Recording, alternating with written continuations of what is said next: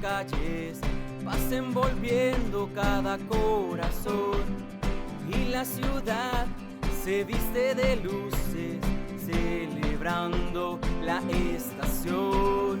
Por todas partes la gente comparte un sentimiento de hermandad y las familias unidas festejan bajo el calor de cada hogar. Es Navidad, la tierra celebra, el rico y el pobre compartirán la dicha y el gozo que en aquel día Cristo Jesús nos vino a dar.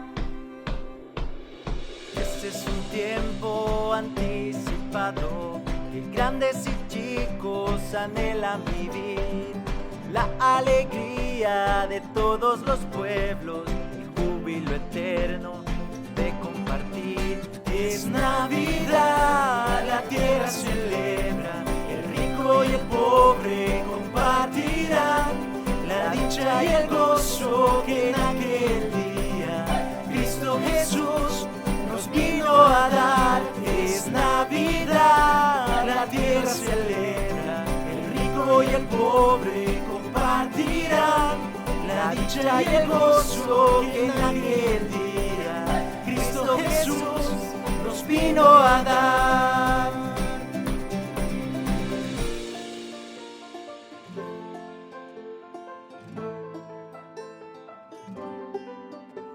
Nos une la paz, la fe, la esperanza, nos une el amor, la felicidad. Pinta tu vida con esas palabras, son los colores de la Navidad. Es Navidad, la tierra celebra, el rico y el pobre compartirán la dicha y el gozo que en aquel día Cristo Jesús nos vino a dar. Es Navidad, la tierra celebra, el rico y el pobre compartirán la dicha y el gozo que en aquel día Cristo Jesús nos vino a dar.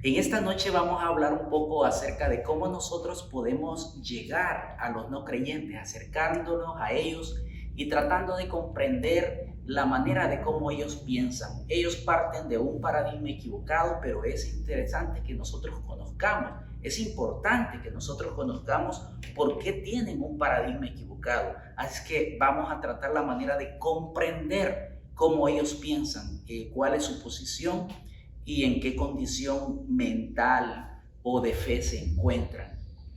Vamos a partir de un paradigma equivocado. Hay posiciones, maneras de pensar, actitudes de los no creyentes.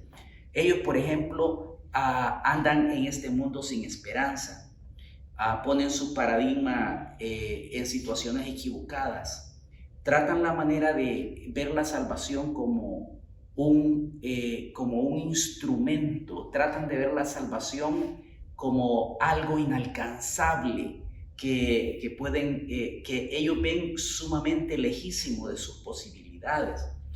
En este sentido, ellos tienen un paradigma equivocado. Ellos piensan que la salvación es por obra, por ejemplo, así han aprendido desde su niñez, así les enseñaron, y tienen una mentalidad frustrada con respecto a la esperanza de llegar a ser salvos, porque cuando se dan cuenta que sus obras no alcanzan o que sus obras son malas y que no pueden alcanzar el estándar de Dios, entonces ellos creen que no hay ninguna esperanza. Es cierto, nosotros estuvimos en esa posición, pero nosotros supimos entender qué es lo que Dios nos estaba ofreciendo a través del sacrificio de Jesucristo. Las actitudes que ellos tienen pueden ser producto de su frustración, de su ignorancia o de su estilo de vida. Mira qué interesante, su frustración, su estilo de vida o su ignorancia. Pero en esta noche yo quiero hablar cómo podemos acercarnos a ellos y cómo entender la realidad que ellos están viviendo. Pero antes de eso, qué bonito sería el hecho de poder tener claridad, que hay un enunciado muy claro, pero ignorado por los no creyentes y creído por nosotros. Y nosotros pues nos quedamos con él, no lo proclamamos. Me gustaría que me acompañaran por favor a San Juan capítulo 3, versículo 1, versículo 16. Es un versículo que nosotros usamos para hablarles a los no creyentes de la salvación y del mensaje que Dios tiene para ellos y que ese mensaje puede cambiarles la eternidad. Pero me gustaría que lo leyéramos y que nos diéramos cuenta de que aquí definitivamente hay un enunciado claro con respecto a los no creyentes. Ellos tienen que entender este mensaje. Dice el versículo 16, porque de tal manera amó Dios al mundo que ha dado a su Hijo unigénito, para que todo aquel que en él cree no se pierda, mas tenga vida eterna.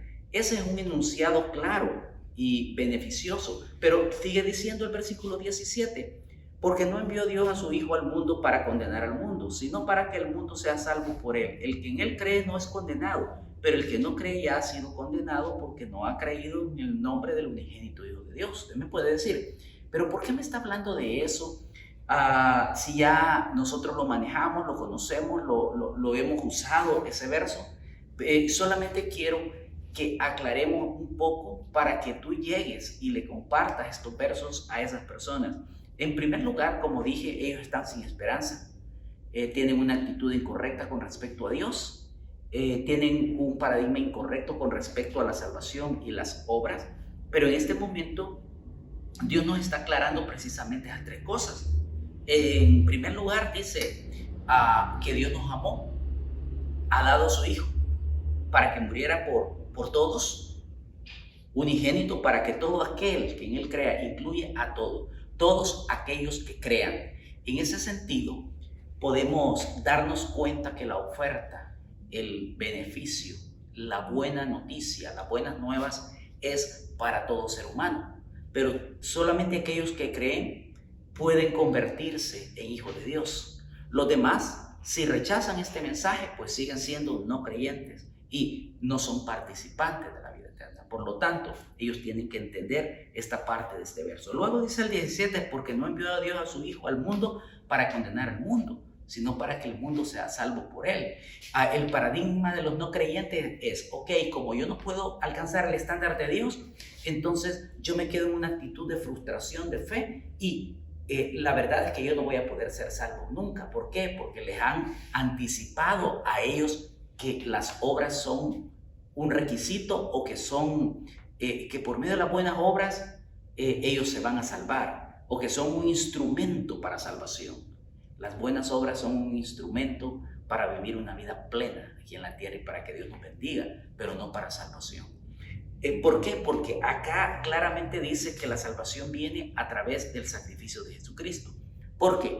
Y lo interesante es que ellos no entienden es esto, que Dios no envió a Jesús para condenar al mundo, sino para que el mundo sea salvo por él. Si pudieran entender este verso 17, creo que la luz se les alumbraría más y más. Y es por eso que me estoy tomando el tiempo para revisar el enunciado claro del mensaje de la salvación. Y luego dice el versículo 17, el que en él cree no es condenado, pero el que no cree ya ha sido condenado porque no ha creído en el único Hijo de Dios. Lo que condena no son los pecados, porque para eso hay solución. Jesús en una cruz los perdonó y nuestra fe depositada en ese sacrificio nos hace acreedores de ese perdón. Ellos no entienden esto. Es necesario que ellos lo tengan muy claro y que se den cuenta que el propósito de Jesús no fue venirnos a enseñar a morir, porque a morir no se aprende, solo se muere una vez físicamente. Jesús vino para que ellos pudiesen tener vida eterna, para perdonarlos, porque Él no vino para condenar, Él vino para salvar. Si ellos pudieran entender estas tres verdades, creo que la mente les cambiaría, y nosotros somos los llamados a aclararle esas tres verdades.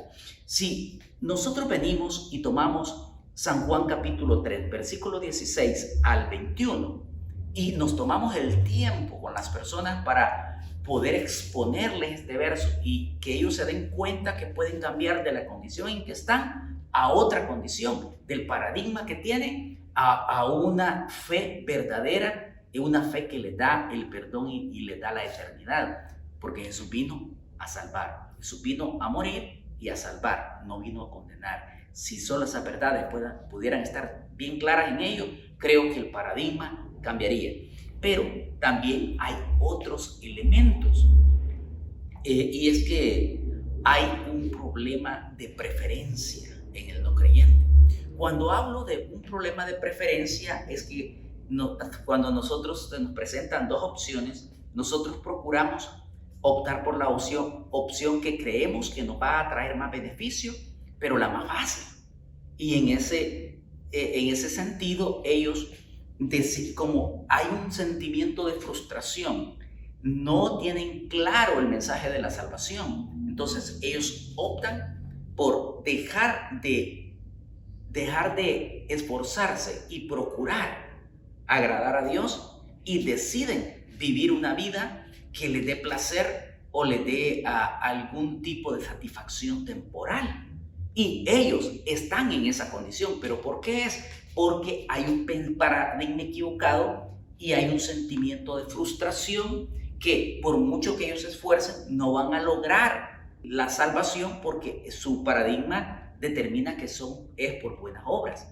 Pero cuando ellos entiendan que la salvación es por la fe, entonces ellos van a optar por tener una vida agradable a Dios, porque son salvos. El Espíritu Santo los va a guiar a tener una vida diferente. Pero ¿por qué hablo yo que es una cuestión de preferencias? Bueno, en el versículo 19 se habla y se describe por qué el no creyente vive una vida alejada de Dios. En primer lugar, porque tiene un paradigma equivocado, y nosotros somos llamados desde el versículo 16 al 17 a aclararles ese mensaje y hablarles la verdad para que el paradigma cambie. En segundo lugar, como hay un sentimiento de frustración y como ellos tienen un paradigma equivocado, entonces ellos deciden vivir como les place, deciden vivir lo más fácil posible, deciden vivir lo que más les da placer, y ellos pues deciden alejarse más y más de Dios. El versículo 19 dice: y esta es la condenación. Mire qué interesante, que la luz vino al mundo y los hombres amaron más las tinieblas. ¿Por qué amaron más las tinieblas? Porque sus obras eran malas. Entonces, el punto acá es que ellos han decidido vivir alejados de Dios, practicar las obras de las tinieblas, porque tienen un paradigma equivocado y porque tienen un sentimiento de frustración. Y como ellos no lograron alcanzar el estándar de Dios, entonces dicen, es por gusto, como decimos algunos en La Libertad, es por demás que ellos se esfuercen. Entonces dejan a un lado esa opción y optan por la opción más fácil, del placer, del pecado, de vivir una vida como les place. ¿Pero por qué? Porque ellos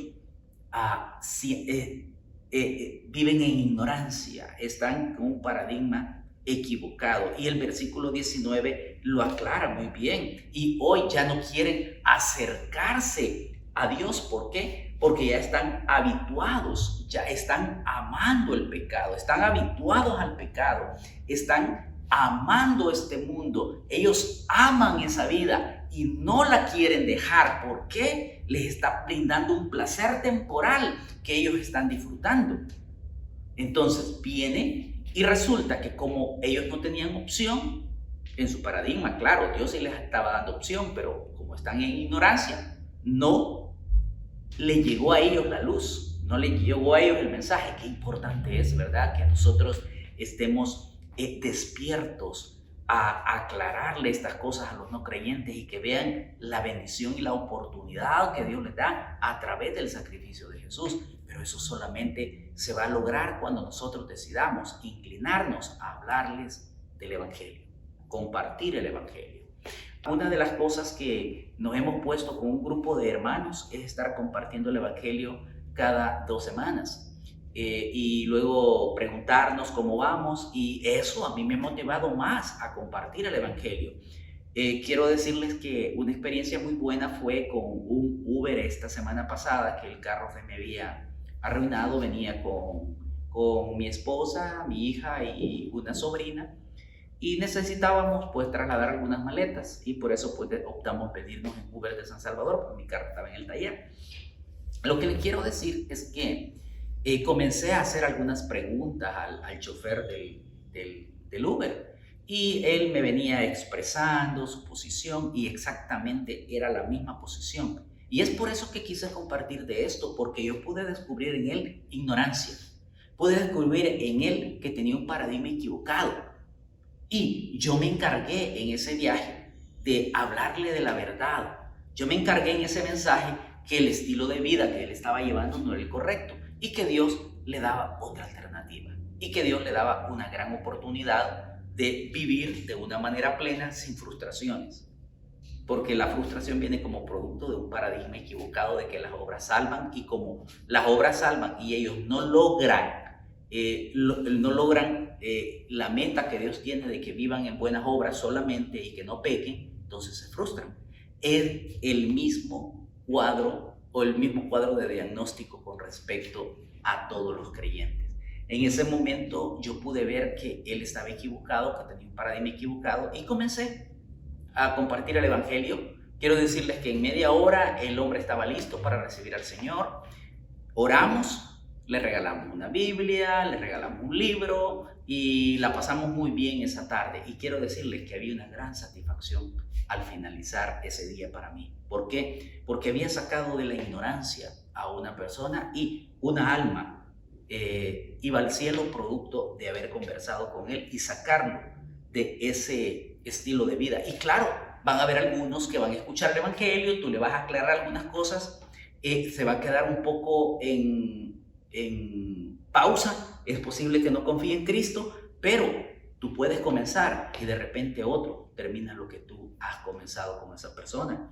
Y claro, a las personas les cuesta renunciar al estilo de vida que tienen, y algunos viven una vida pecaminosa intencional, pero todo ha sido porque ellos son ignorantes del Evangelio. Todo ha sido porque ellos han vivido un sentimiento de frustración y se han inclinado a vivir como ellos quieren, y esa vida les ha agradado, esa vida les ha gustado. ¿Por qué? Porque todo aquel que hace lo malo, dice el versículo 20, aborrece la luz y no viene a la luz para que sus obras no sean manifestadas o no salgan a la luz. Se acostumbran a un estilo de vida y se van a resistir a salir de ese estilo de vida. Pero cuando tú vengas y les expongas la palabra, es posible que quede la semillita ahí y poco a poco otro venga y llegue y reciba la cosecha de una alma. Pero es necesario que nosotros no nos quedemos callados. Y para finalizar, quiero hablarte un poco acerca, así rapidito, en unos 2 minutos, de una actitud sincera y honesta. Todos los creyentes no alcanzamos el estándar de Dios. Todos los creyentes somos pecadores. Todos los creyentes entendemos que la salvación depende no de nuestras obras, sino del sacrificio de Jesús. De eso depende. Ok, cuando ya partimos de ese pensamiento, ya nuestra mentalidad ha cambiado, entonces venimos y tratamos la manera, somos inclinados a obedecer la palabra, pero una cosa importante, y es que hay una diferencia entre los no creyentes y nosotros. Ellos son pecadores, nosotros también. Es probable que nosotros no estemos cometiendo pecados escandalosos o que no tengamos ataduras pecaminosas, pero lo importante es practicar la verdad. ¿Y en qué consiste la verdad? Reconocer nuestras faltas, confesar nuestras faltas, tener una lucha genuina contra el pecado e irse apartando del pecado. Eso es la diferencia. Nosotros exponemos nuestra lucha, decimos, somos pecadores, esto me está pasando, Señor, quiero que tú me ayudes. Ellos no quieren ni siquiera que nadie se meta en su estilo de vida, y eso hace la diferencia. Es necesario que les compartas el Evangelio y les hables de la verdad del versículo 16 al versículo 18, para que ellos cambien de mente y cambien de paradigma, y así van a estar dispuestos a abrir un poco su vida, a confesar su pecado y a quererse apartar de su pecado. Yo te animo a ti que no dejes de hablar de Jesús a otras personas. Y como tú ves, hemos hablado de San Juan capítulo 3, versículos 16 al 21, y hemos sacado una buena reflexión de un pasaje bíblico que tú ya conoces, pero que es importante que podamos ponerle un toquecito del Espíritu para nosotros también ser tocados con esos mensajes. Porque ese mensaje no solamente es para salvación, es para animar a los creyentes a que les hablen a otros de Jesús. Vamos a orar. Padre Santo, gracias. Gracias, Señor, que estamos finalizando este año, y yo te ruego, Señor, que toques nuestro corazón y nos sensibilices. Hay muchas personas que necesitan el regalo de la salvación, que no conocen a Jesús. Señor, tú veniste a esta tierra a morir por los pecadores. Ese es el sentido de la Navidad. Nosotros queremos ir más allá y poder transmitir y poder cambiar la vida de otros a través de este mensaje. Te damos gracias en el nombre de Jesús. Amén y amén.